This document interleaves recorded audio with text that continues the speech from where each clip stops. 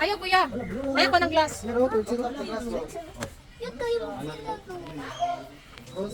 Magdala tayo siya.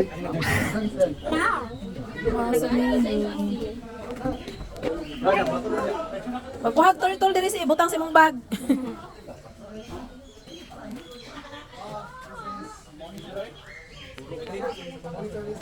Pero, pwede naman kapon. Patay naman dahil na. Tanaw, kayo. Patay. Wala siya, ipainom. Ay, patay na siya.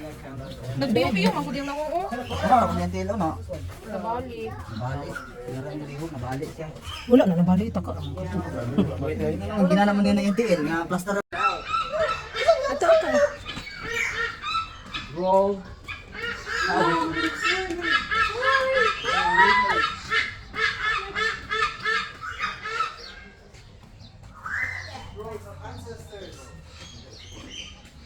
That's Tatay's brother. Natay daw na brother. Vacation na. Wait, ang gamit siya sa swing? Ang gamit siya sa swing ba?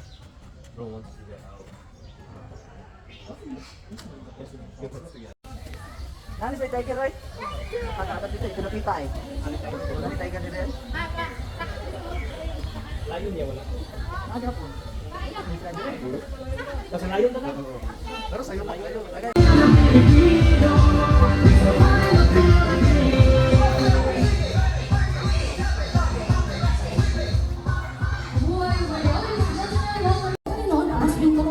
Now, did you know that the tail can act as a reflex or is free and silent in nature? The definition of being asal is being able to grab. So, they can grab sa mga objects na kasinggaling lang ng ating mga yes po, ganyan na ganyan ang kanilang mga tail.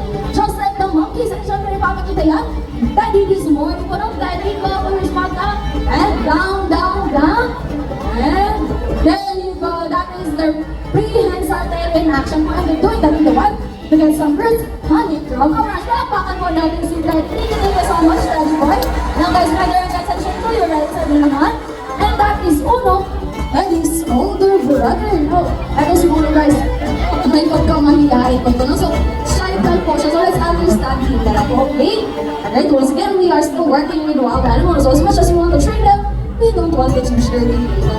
And now, did you know the reason that we're sparing their names is because they're capable of standing up using its two hind legs. And once again, ipapakita yan ni Uno this morning. Uno, are you ready to stand up? Well, there you go. That is their two hind legs in action. But thank you so much, Uno. And guys, by the way, Palawan Bearcats are omnivores na po para sa kumakain sa prutas, gulay, at karne. Ang kuya na pinapakain natin kay Uno, maruya, saging, or banana, which is fruit po. Now, may tanong ulit ako sa inyo guys. Anong tawag sa mga hayop ang kumakain lang ng herbs or grasses? Herbivores, correct. How about meat o carne? Herbivores. How about herbs, grasses, and carne? Omnivores. Ito, last question. Anong tawag sa mga hayop ang kumakain lang ng fruits or prutas? Solid daw. Sino nakakalam? Raise your hand. Wala, assignment na lang. Sige guys, tuturuan ko na lang po kayo. The answer is frugivores. Okay, kung nakikinig kayo, ano yun? Frugivore? Kung frugivore po, okay, hindi po fruit salad. Okay, now, ayun, pauwi na si Teddy.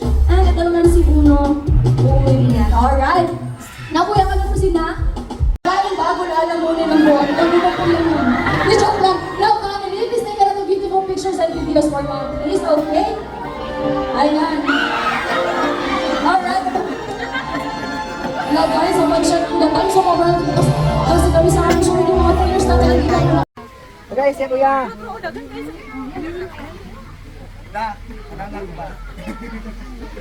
Sige ka ni. Idunog ka na yung kamot. Ikaw na Ada na padulong na sila dire. Mama, yung sana Pilipinas ka na kasi anak niya.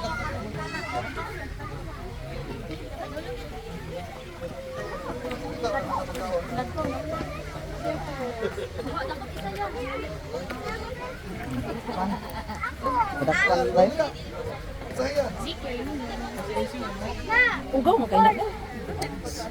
Ano hugaw dia?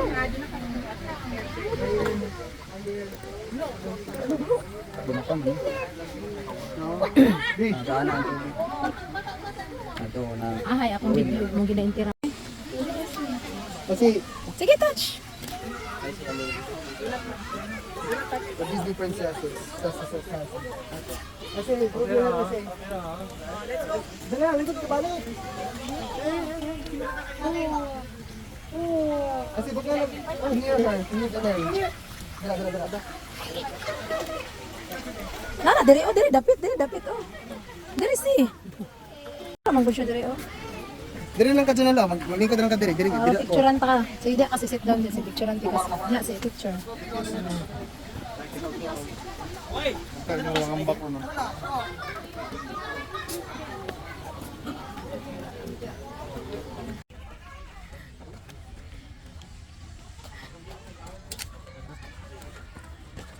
Muna, te. Oo, ako anak, nahulog. Pasan akong konsep eh.